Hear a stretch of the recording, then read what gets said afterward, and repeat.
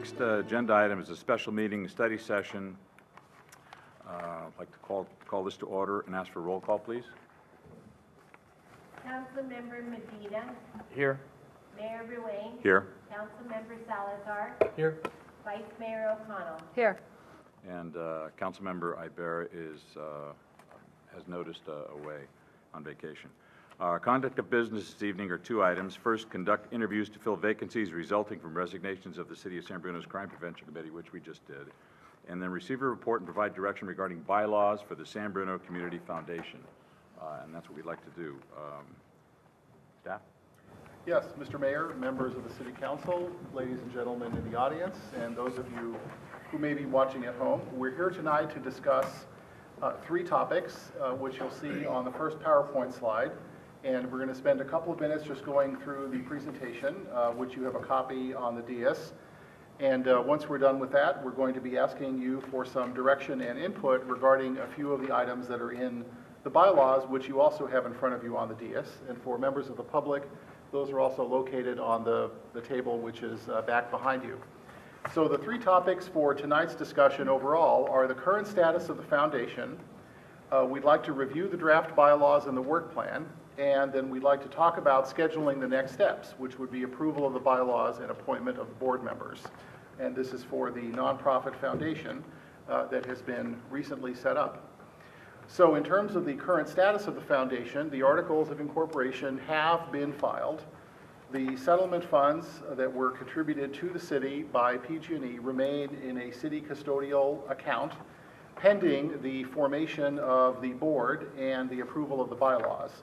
So at this point, there's no legal entity that can spend the money until the board is appointed.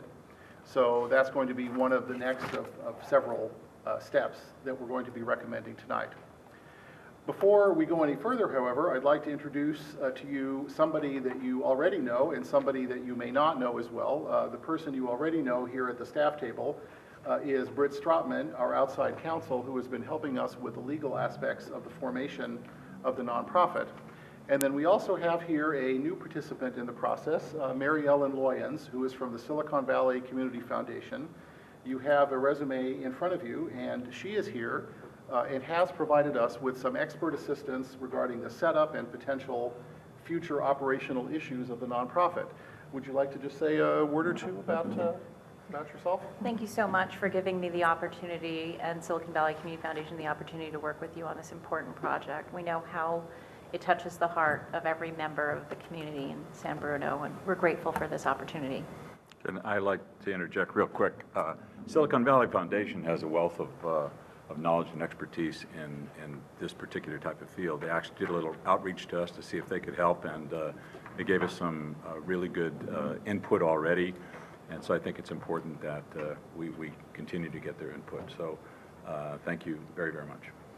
Well, yes, and just quickly to follow up on that, one of the things we've realized over the last number of months is that there's a somewhat unclear intersection between the business of public entities like cities and the business of nonprofits, such as the City Council is setting up. And that's one of the things that we've been looking to Mary Ellen for, so as not to reinvent the wheel, but on the other hand, at the same time, to make sure that we don't do the wrong thing with respect to setting up the nonprofit that has really been a creature of the city as a result of the settlement with PG&E. So moving on, our first topic for discussion tonight is a review of the draft bylaws. And what you've got in front of you is our best effort to draft a set of bylaws that's consistent with the Corporations Code and the Government Code. There we are, the intersection between the public and the nonprofit sector. So we have to comply with both of those things, and most of the provisions that are in here are either required by the Corporations Code for nonprofits or are highly recommended by both our outside legal counsel and by our expert at the Silicon Valley Community Foundation as being those kinds of things that work in practice. So what I've done in the bylaws is to try to put in a number of comments for you as to why we selected certain things and why things say what they do. And so one of the things we'll be doing this evening is looking for your questions or input about those specific comments. The second thing we'll want to be doing tonight, and one of the most important things that we'd like to accomplish before the end of the meeting, is get some discussion and decisions from all of you about a half a dozen or so topics that are highlighted in yellow in the copy of the bylaws that we had previously sent over. So those key decisions have to do with the number of board members, and Mary Ellen has some comments about that for you. Board member qualifications, and what that means is what categories of people ought to be on the board. Should there be city council members? Should there be somebody with financial knowledge? Should there be somebody who is retired at some position? Those kinds of things. General classifications. We're not asking tonight for the city council to make any appointments to the board. One of the other topics that's highlighted in yellow in your bylaws is what should the terms of the board members be, and you do have some discretion about that. There's a question of term limits. There's a question of staggered terms, for example, so that you don't have everybody going off the board at the same time and have some continuity. So that's one of the things we'd like to talk with you about. One of the most important aspects that we'll need some direction on is something that are called the retained or reserved powers of the city council. And what that means is under the corporations code, the board of the nonprofit is generally its governing entity. It's the board that governs what the nonprofit does. However, in this case, we have a rather unique situation in which it's the city council that's setting up the nonprofit. And further, it's the city council that may wish to retain some of the key policy decisions for itself, inasmuch as a nonprofit is going to be making decisions that affect everybody in San Bruno. So one of the questions we'll be asking you about tonight are the scope of those retained powers. And then finally, there's a question about signature authority in terms of the executive director versus the board, and we'll try to go through that. So we're going to come back to this slide, but moving quickly forward, we wanted to give everybody a sense of what remains to be done. There's quite a lot on the list. Actually, there's a number of things that aren't on this list, but we've tried to highlight some of the main ones. We do need to get directors and officers insurance for the board. A draft budget is required. We need a 3-year budget for the Secretary of State and for the IRS tax exemption forms. We need to get employer ID numbers. Of course, we need to adopt the bylaws and appoint board members, as we've already talked about. We need to schedule the first meeting of the board so that way the funds that the city is holding in a custodial account can be transferred. There is various legal documents that need to be filed with the Secretary of State and the Attorney General's office. There's the tax exempt forms that we've already talked about. And then finally, there's the need to schedule regular board meetings and appoint board committees. One of the first things the board will need to do is retain an executive director and necessary staff on either an interim and/or then a permanent basis. And I know that previously we've talked about the possibility of having city staff act in those positions on an interim basis until it gets up and running, and then be able to transition to separate either staff or consultants that are hired directly by the board. So those things are the remaining work plan. Moving forward, beyond that, what we'd like to do is schedule some date, perhaps as early as the next regular city council meeting, to approve the bylaws. If you can give us sufficient direction tonight, we can finalize those and bring them back to you. And we'll note that Councilmember Ivera will be back at that time, so he'll be able to provide some input on them as well, as will all of you. And then finally, we'll be looking for, at some point in the future after that, but fairly shortly thereafter, the appointment of the actual board members.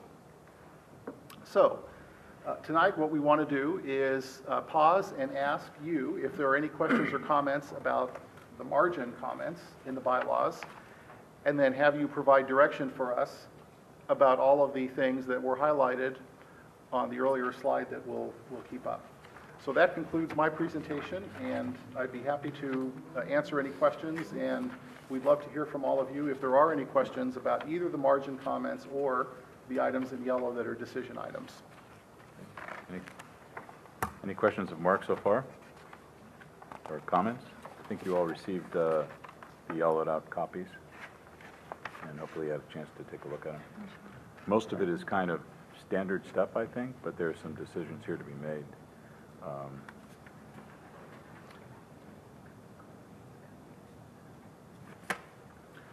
Right, so one of the main issues is most of the things that are in the margin comments, I think we've explained, are either prescribed by the corporation's code or are recommended, if not even strongly recommended. So we don't see the need to go through all of those individual comments unless you have any questions about them. What we definitely want to do is get some direction on the points in yellow, but we'd like to certainly open it up to all of you for any general questions or comments that you have, any concerns, even before we get to those issues. Well, I would suggest, since our comments here are not in yellow, maybe you,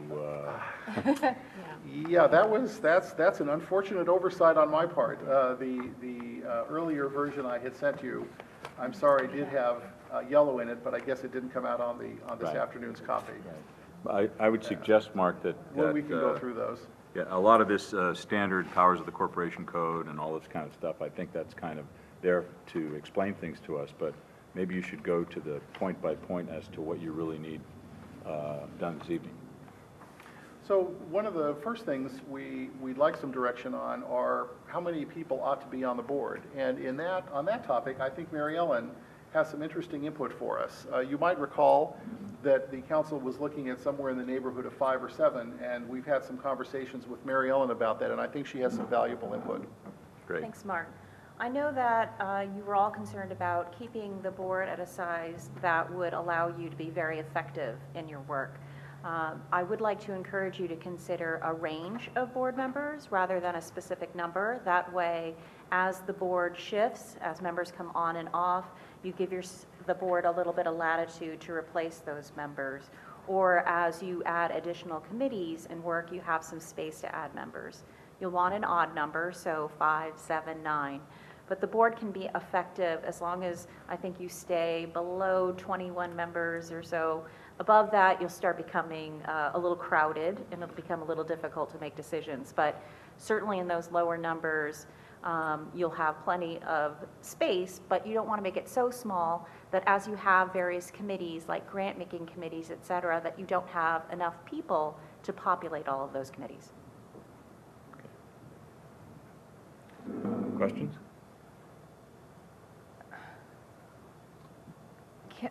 Through Go the ahead, chair. Irene. So,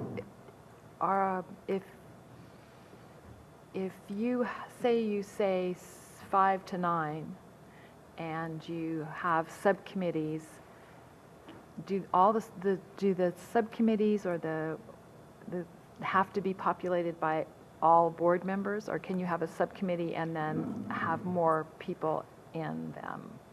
Britt can add on to this, but in the state of California, you will need certain committees to have board members in order to make decisions. Otherwise, all of those decisions will need to be deferred to the board. So there are certain committees in the state of California, like the investment committee, that cannot make decisions without board members. So non-board members can't make decisions on those committees. So, And I believe it's also recommended that in the audit committee too, that there be a You will require an board audit committee. member as well. So if you look at the number of committees we've recommended, you can see that if you only had 5, those 5 people would have to sit on almost all of the committees in order to complete the work. Right, and just to clarify, I had a little bit of a hard time understanding the business of committees because it is somewhat different than what the city is used to. On the city council, you may appoint a subcommittee of 2 of you to do this or 2 of you to do that. What happens with board committees is that they are required to have at least 1 board member on them, and I think in the audit committee case 2.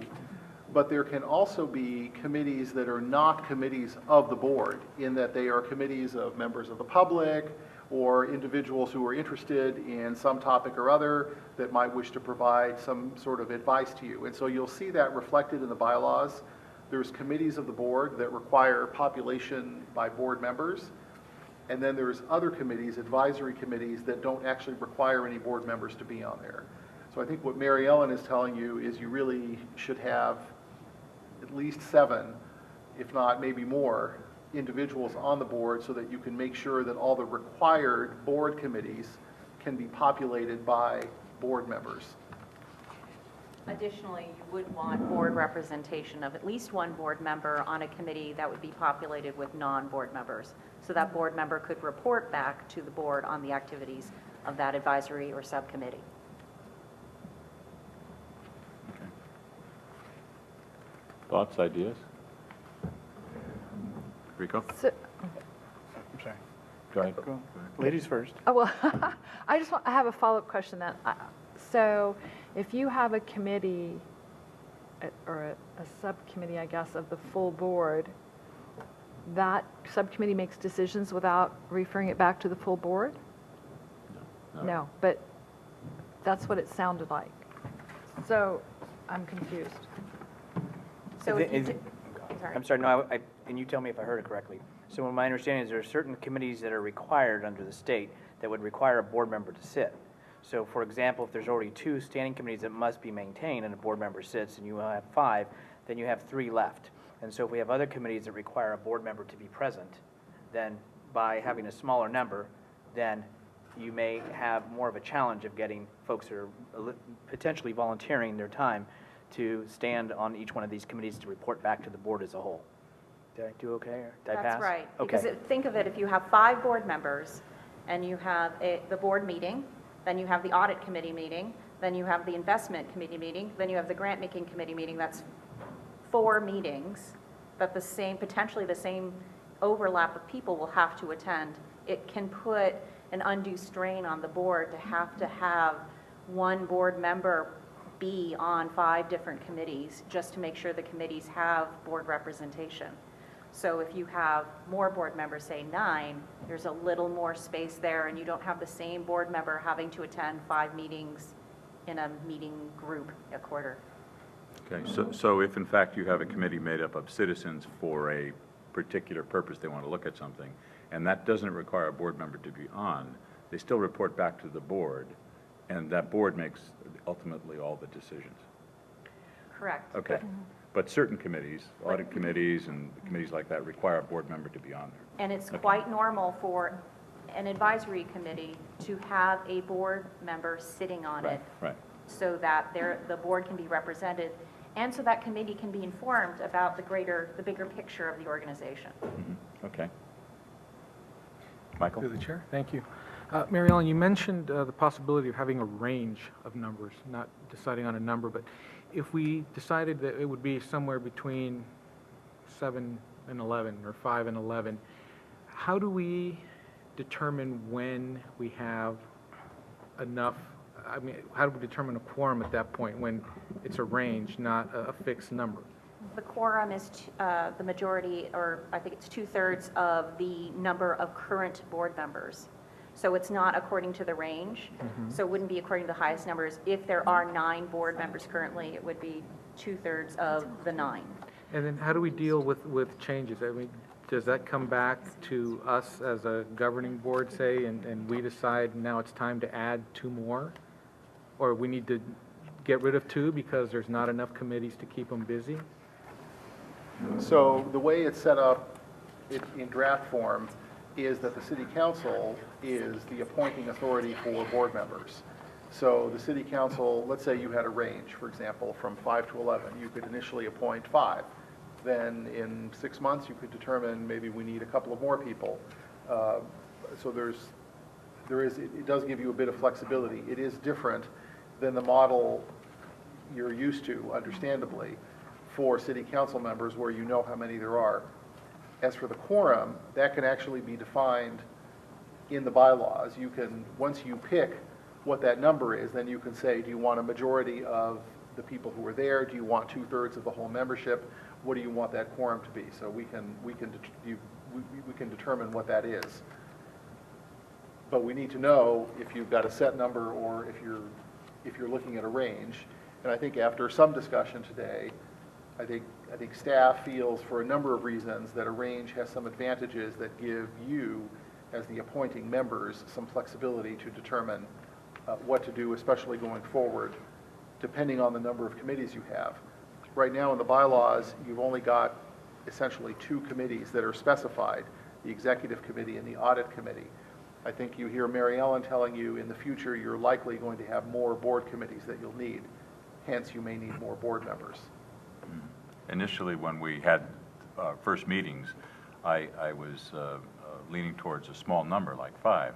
But of course, we learned so much now. And for the public's benefit, we had Mary Ellen look this up. This is kind of one of the only situations that exist where a public utility has not settled, is not the right word, but had some restitution with the city. And so we're dealing with kind of a hybrid here, which is a combination of city council members that are elected by the people, but also the council members appointing a board that in fact, may not even consist of all San Bruno residents, may consist of financial experts and stuff. So it's a little different animal. That's why, we're not struggling with this, but we want to make sure that we get the explanations out to everyone as to why this is a little different than just, we're going to set up a nonprofit. It's a little different makeup. So having said that I wanted 5 originally, I'm leaning towards, something quite a bit larger, either 9 or 11. And I think at this point in time that would suffice, but I'd like to hear the rest of the council. One follow-on question to my previous one. If we decided to go with a fixed number, the way the bylaws are written right now and the retained powers that we have, if we wanted to add more, we would simply amend the bylaws and change that number. That's correct. So it would be essentially just one extra step, but we could still accomplish the same thing. Yeah, Mary Ellen's going to tell you what one of the problems is with that number. And Britt can chime in here. After you file for your IRS status on the Form 1023, you really won't want to make any bylaw changes from that period until the organization has been approved for tax exempt status. If you do, you have to go back to the IRS and amend the documents that you previously filed. So there are some consequences, especially in the first year, to making changes to the bylaws. But in the nonprofit universe, generally you aren't changing bylaws on an annual basis. It would be something you do every several years. So ideally, City Council will look at creating and adopting bylaws that you will feel happy living with for at least 3 years. And the federal tax exemptions forms could take 3 to 5 months with the IRS coming back and asking us questions. So we wouldn't want to, it wouldn't be my recommendation to change anything in the bylaws during that time. Which is one of the reasons why we're now, I think, comfortable recommending a range as opposed to a fixed number. So that way you do retain some flexibility during that interim period especially. So if we decide to go with the range, I would say that we give ourselves some flexibility in choosing a low enough, low number so that we are never in a situation where we don't have enough volunteers to staff the committee. I mean, would that make sense? We wouldn't want to be in a position where we fall below that number. And I don't know I mean, it's a possibility. We've had it happen with other committees where there's just a lack of people willing to make a commitment. And looking through this, it looks like we're recommending not compensating the directors, and that of course means they're volunteers, and it could come that there could be a time when we don't have enough people, and so maybe going with 5 as a minimum number and then 11 as the upper range will give us a nice big range to work with. I had originally thought the 5 to 7, and this is what obviously we had, but listening and reading, I would throw out the suggestion of minimum of 7, maximum for the range to 11. Irene? I tend to agree with Michael for the way in the future. There's no harm in saying 5 is the lowest and 11 is the highest, and aim for 7, most of the time, kind of thing. Comments on that, Mary Ellen or Mark? Seems fine. 5 to 11? There doesn't seem to be any problem with that. Okay. All right. Do we need a vote, or you have direction? No, I think we've got some direction. Okay. Excellent. All right. All right, very good. Congratulations. That's one of just a couple. The next one is an issue that we've raised before, which is whether all of the directors should be required to be residents of San Bruno, and or if there are other qualifications. When we went through I'm sorry, I apologize. Of course. Here's, and I didn't add this, the reason I'm also wanting to know, because I think it's important whether we have if there's going to be the thought of having council members sit or not sit on there. For example, if you're having 2 sit, and you say there's 2, I'm not saying that's what I'm recommending, then there's 3 openings, minimum. So I just want to make sure there's enough representation, if that's the direction of the majority of the council, that there is a broad enough. Now, granted, I know there's the range, but I just want to keep that in the back of our minds too. At the minimum, if that's what the majority of the council desired, then there would be 3 that are not. So anyway, that's it. I'm sorry, Mark. No, not at all. So at one of the last meetings, the study sessions we had, there was some discussion about should board members have some particular qualification. And I think the consensus was no, leave it open, but we'd like to think about the issue of whether board members should be required to be residents of San Bruno. And I think we're all comfortable recommending that that should not be a qualification for a number of different reasons. You may want a broader cross-section of the community. You may want individuals who own businesses in town, for example, but who are not residents of the community and so on. So that's one of the things that we would need to know for the bylaws. Does anyone have any thoughts about that? I agree. I think it's good to get a pretty diverse group of people, but you know, well-educated type people, and maybe people that are definitely you know, well-versed in the finance community. When you're dealing with $70 million, it's a huge amount of money. And if there is a director of, who knows, you know, a large corporation or something that has a specific expertise that would provide some input to us, and you know, we excluded that person, I don't think we'd be serving the nonprofit right. So I think we leave that open, and it may end up that you know, everybody lives here, but it may end up that maybe 1 or 2 people have a large influence in and around San Bruno, but don't actually live in the city. I mean, it could be, who knows, you know, a CFO of YouTube, who could be anybody like that. They have a lot of influence in the city, but maybe their residency is not here. So, anyone else? I agree.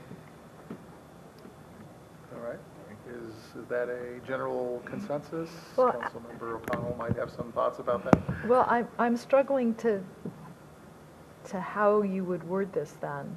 You would just say nothing, that board members can be whomever are appointed by, or we don't even know if we're doing we haven't even decided that yet, right? Definitively that the council appoints. The recommendation in the bylaws is that the council have the power to appoint the board members. Okay.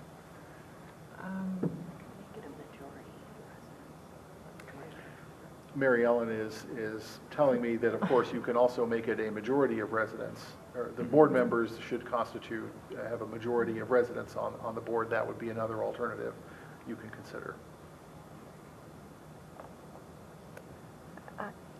I'd like something about residents. It's the San Bruno Yeah, and I wouldn't object to Foundation, that. I would just want to have the opportunity there to appoint somebody who may come forward and say, you know, I'd like to really help out. Oh, absolutely. Yeah,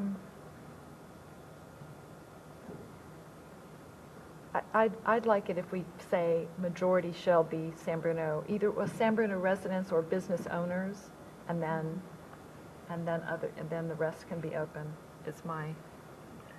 Rico? It's kind of like I was going to say with the Art and Culture Commission, we wrestled with this as well, and we let 2 positions be non-San Bruno residents, so, or just one, I can't remember, but for that very reason, that it might be somebody who was at Skyline and taught art, or different things like that, so, but they should have some connection to San Bruno, I feel, so anyway. Or even work in San Bruno, not just be a business owner. Would that be, like the YouTube example, you know, if they're... I think the majority should be either residents or business owners in San Bruno, and then the rest can be whomever has a overriding desire to help shape it, is my opinion. Well, when you say business owners, could we modify that to?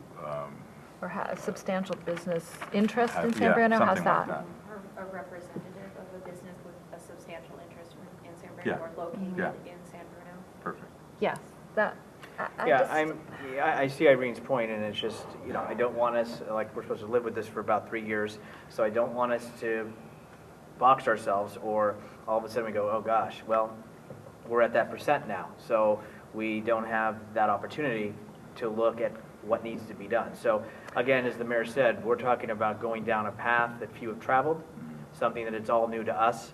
So you know, just like we talked about the 5 to 11, I just want to be cautious that we're not narrowing the scope to when we need to look toward the future of what needs may be as we learn and go through this process. Right. I guess the other piece is I'm thinking some of the financial things that need to be done or will be looked upon us to have done, we can always, or they can always contract out for someone, and it might be a cleaner kind of business arrangement than having somebody on the board do that. I mean, I don't know. It's, Well, we would I most- just feel they most should likely have have an you audit know, their hearts committee. should be in San Bruno that's the bottom line to me. So the current proposal on the table, I think, is a majority of the board should be residents of San Bruno or representatives of businesses located in San Bruno. Yes, that's my opinion. Located or have a substantial interest in Where San they're Bruno. at. Yeah. Is that? Okay? Michael? Oh, I guess I can live with that. Uh, Is there another- because I'm struggling with this to make it No, work. I think my initial thought would be, let's just not put any limits on this. Let's, we'll leave it, you know, undefined. There'll be, the directors will be the people that we, as a council, decide are appropriate for the position without putting any boundaries around it. But I think I can live with having a majority be residents if that's the council's. Well, I'm with, because to me, a lot of this has to do with the numbers of the committee. So if we go to 5, and again, I don't know what the council's desire is on the other participation, but, I mean, we're not talking about a lot. So if we're 5, and then, you know, 3 must be, and 2, so And I yeah. hear your point, and I think, and I understand it, and I know, like the Culture and Arts Commission, we had an example, but I think this is something very unique. So I just, again, don't want to, I do want to make sure San Bruno is represented. Obviously, this is what community was affected, but it also affected not just San Bruno, it affected those that came to work to San Bruno, those that helped support San Bruno, those that came in from outside of San Bruno. So it goes beyond that, but again, this is to try to better and assist San Bruno in somewhat of the healing process of something that this community, I think, you know, has shown through its almost 3 years now of what it has. So, again, if it can be written broadly enough so we're just not saying that it's got to be, you know, the owner of the business, because I think the YouTube is an example. CFFO is not the owner, but then they'd be disqualified. Now, if you expand it more, then you have more opportunity. And if somebody really wants to come forward who has a resource and has done a lot of this or has knowledge of this, I just would hate us not to have that ability to use that. well, it sounds like there's at least sufficient interest in having us draft the provision this way, and you can always take another look at it when we bring it back to you at the next meeting. So we'll indicate majority of residents of the city or representatives of a business located or who have a substantial interest in the city of San Bruno. Okay. And just, you know, for the benefit of the public, everything that's going to happen with this money will in fact affect San Bruno, and only San Bruno. So ultimately, it'll be the input of what you give us and give this new board that will determine what's going to happen with that money. So it's not going to be a lot of outside influence to do other things someplace else. It's all going to stay here. Great, Joe. Okay, on to the next topic. There's a couple of issues about the terms of the board members, and of course then an issue about how many, if any, city council members should be on the board of directors. So let's tackle the last one first, because it's perhaps the most difficult. I think after a lot of discussion among staff, we're recommending that if you decide to have city council members on the board of directors, that there should be no more than 2 city council members on the board. And the reason for that is because once you get a majority of city council members on the board of directors, then you not only start having issues with respect to potential control over the board. Under the Corporations Code, the board is supposed to be in control of its own affairs, but also then you have Brown Act issues that might arise with respect to the council members who are then wearing 2 different hats. The 2 allows the same sort of participation as you have now with a subcommittee structure where you have 2 members perhaps of the city council having a subcommittee about sewer and water rates, for example, or infrastructure, and then in essence reporting back. True, the council members would be voting members of the board, but that's our recommendation at this point. Then as far as terms are concerned, the Corporations Code says you can have 6-year terms. I think Mary Ellen had some excellent suggestions to say that it really should be no longer than 2 4-year terms within a break, so you don't have individuals who are board members for an overly extended period of time. So that would be our recommendation. Thoughts? Michael? Chair, I think I agree with the 4-year terms and providing that break in there. In terms of having council members, I would say that we maybe include language in there that say that no more than 2 sitting council members can be on the committee, but not require that council members sit on the as directors. Can we do that? Mm-hmm.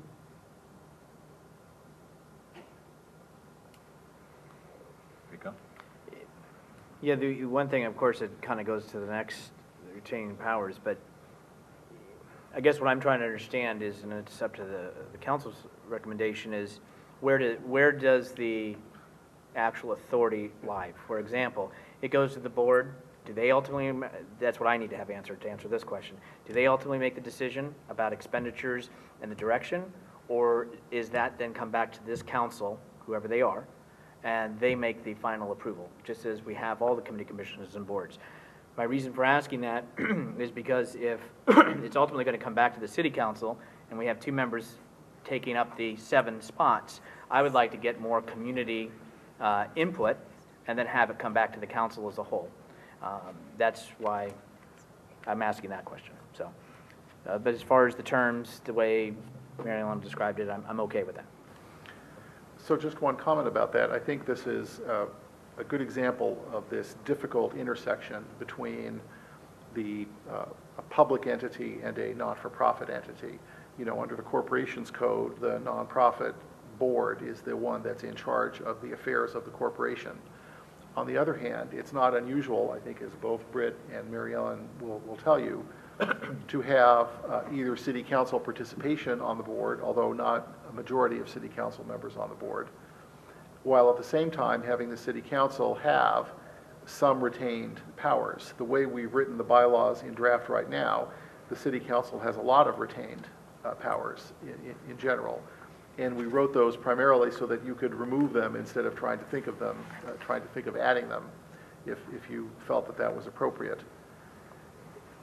I think the key issue is you're right, who is ultimately going to have control. And this is a very unique situation because these were not funds, for example, that were donated by a philanthropist for the benefit of some particular organization in the city. These were funds that were contributed as a settlement to the city in settlement of potential legal claims for the damages that the entire city suffered as a result of the incident. So it does make the use of those funds somewhat more certainly in the purview of the city council and not just an independent board of directors. That's why we've written it with more city council control rather than less.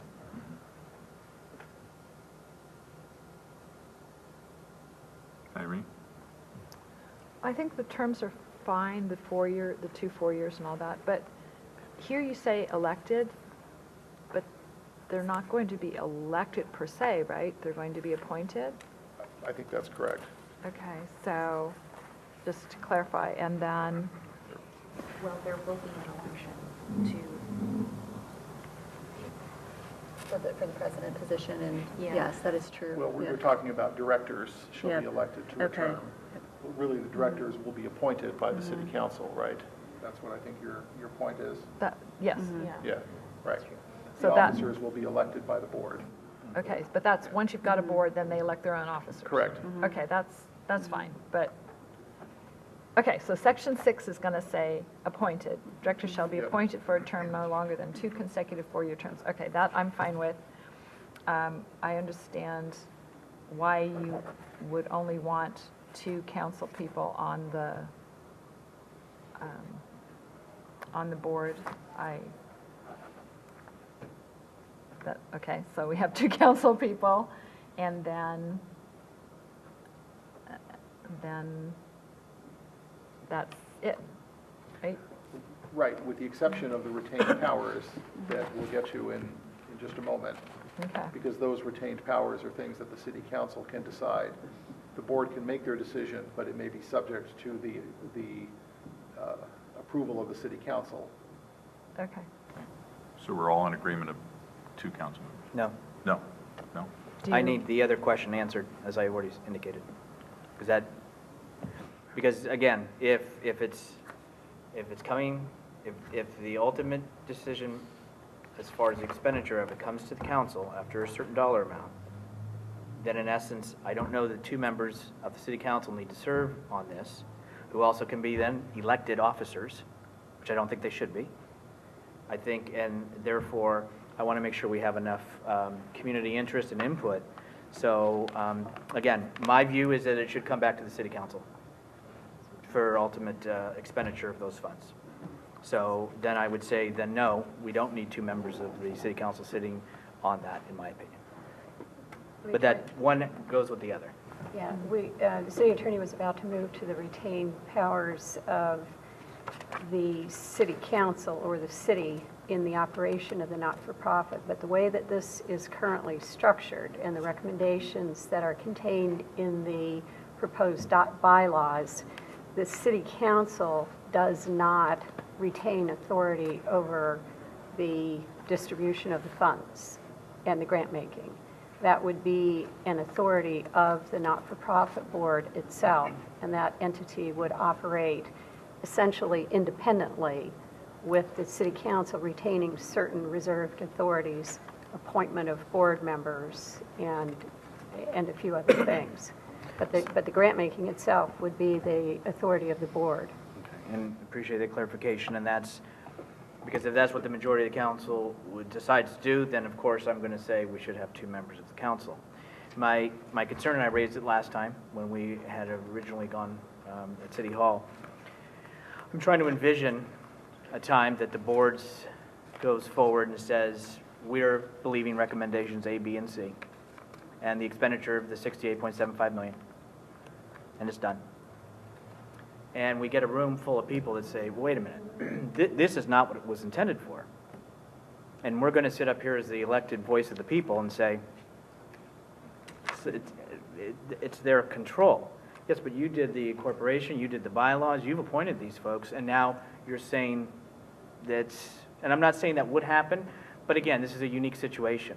And I don't know how I look an audience or a person on the street and say, you need to go talk to them.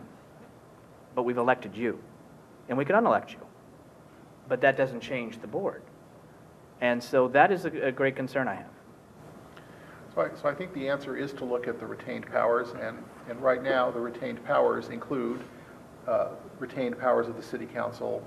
You'd have to approve any change in the articles or the bylaws. You'd have to approve the adoption, amendment, or repeal of the corporation's investment policy. You'd have to approve the corporation's annual budget, so that's an important function. You'd have to approve any amendments to the corporation's grant policies. And so we wrote that specifically to be slightly broader than the city council saying yes to the Little League, no to AYSO. That's not something that we recommend the city council get involved in, but instead that the city council do get involved in the overall policies for issuing grants. City council would have to approve the election of officers of the corporation, would have to approve any agreement for managing the affairs of the corporation, Acquisition of real estate, obviously an important thing if there's going to be some facility built on city property or otherwise. Approval of any indebtedness of the corporation or the corporation's assets. Affiliation of the corporation with anybody, that's fairly unlikely. And then finally, appointment and removal of members of the board of directors. So those are right now, as it stands, the proposed retained powers of the city council, which are quite broad. Yeah, so it sounds like the city council ultimately has an awful lot of control over this. And I do think that this strikes, the reserve powers strikes a perfect balance of giving the board discretion and the city council discretion. And just based on bylaws that we've drafted for other cities, this gives the city council a tremendous amount of discretion and power to do certain things. My comments are my comments. Okay. So, Michael? So I like the way the reserve power section is written. I think it covers everything that we would want to do. I believe pretty strongly that this entity should be as free of political influence as we can keep it. And I like the idea of not having council members on it.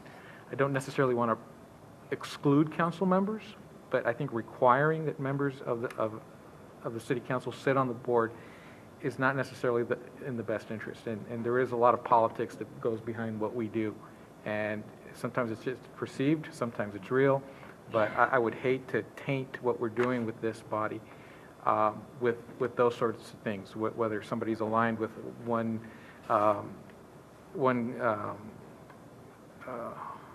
group in the city, even if it's a charitable event, but there's too much coziness there. It could be perceived that council member then is looking for political favors and then might try to influence the thing one way.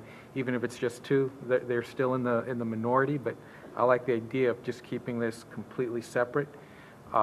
We have a lot of influence over the guidelines and how it operates. I think there's a lot in the bylaws right now that say what the intent is, that it needs to be enduring.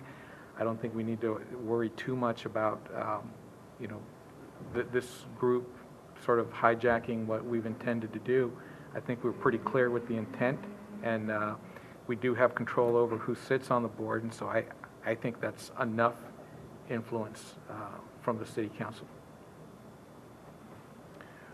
What I've heard so far is a provision that no more than 2 city council members be on the board, and keeping the reserved powers as drafted in the bylaws. Is that correct? When you say no more than 2, doesn't mean 2 have to sit there. That's correct. Okay. Okay. Fair enough. I don't agree. You don't agree? But I've already had my comments. Oh, okay.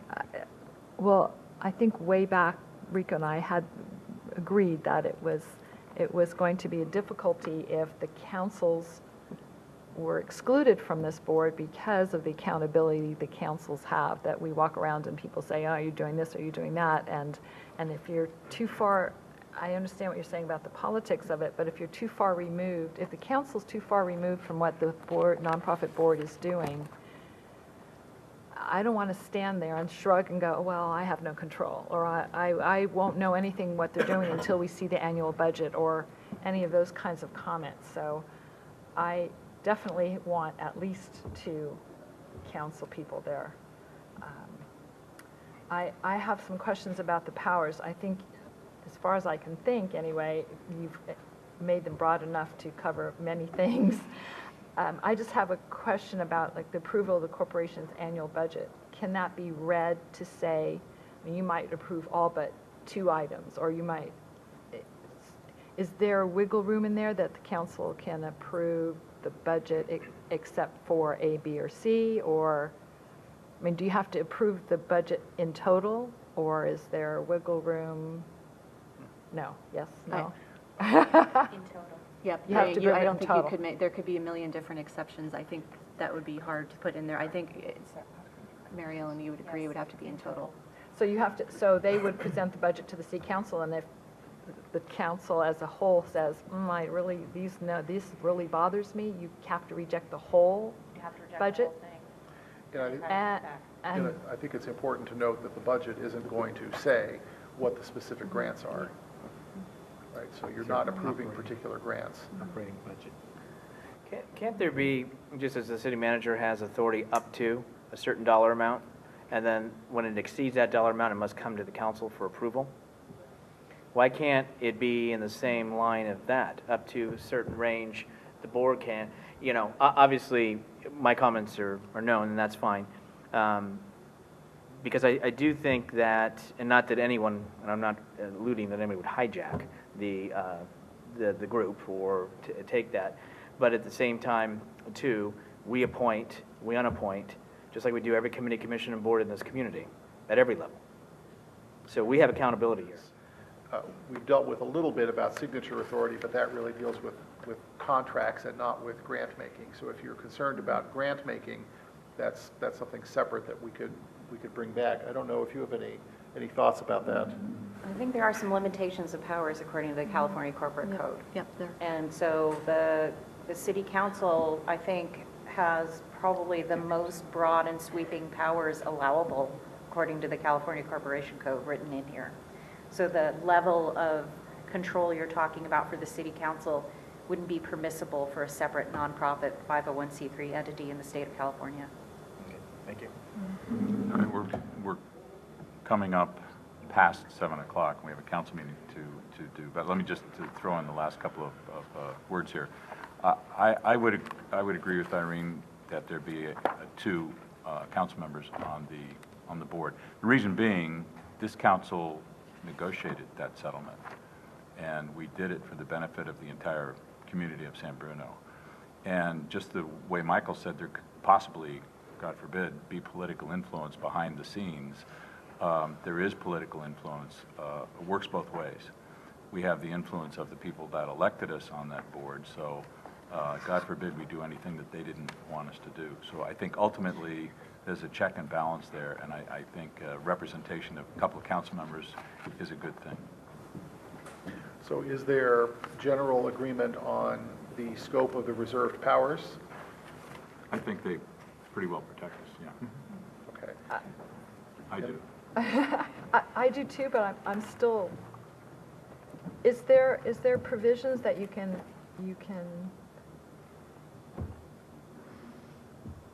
I don't know, have input about budgets? Or it seems counterproductive to have a board go through a whole process of making a budget, bring it to the city council goes, oh my God, and then sends it back without being able to say, 90% of it's great, but this part really bothers us. I don't think that's precluded. I think what Mary Ellen was indicating is the budget has to be approved as a whole. But there's certainly nothing would preclude the city council from saying, we're not approving your budget unless you look at these three items and then bring it back to us. Oh, okay, I'm sorry, I misunderstood that. On a study session before they take it for vote. Yeah. Right. Okay, that's Then did doable. we land on up to 2 or 2 for sure in terms of city council members? It sounds like the majority is saying 2. 2. Yeah, and, because you're advising not more than 2. Okay. Right. Right? Okay, so, All right. So procedurally, where are we with this study session now? So the good news is that I think you, in essence, answered all of the questions we had, I think. okay. Unless I'm missing something that Connie might want to chime in about, okay.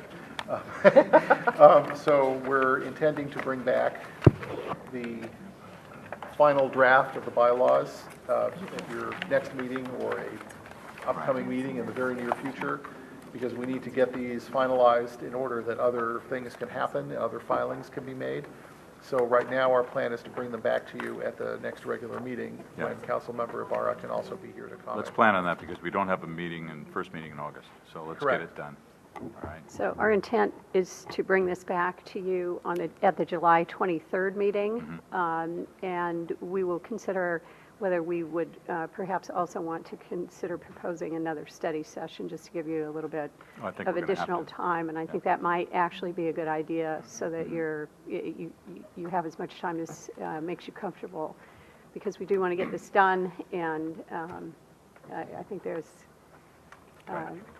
still a level of comfort that we want to achieve. Thank you very much for your time. Okay, thank you.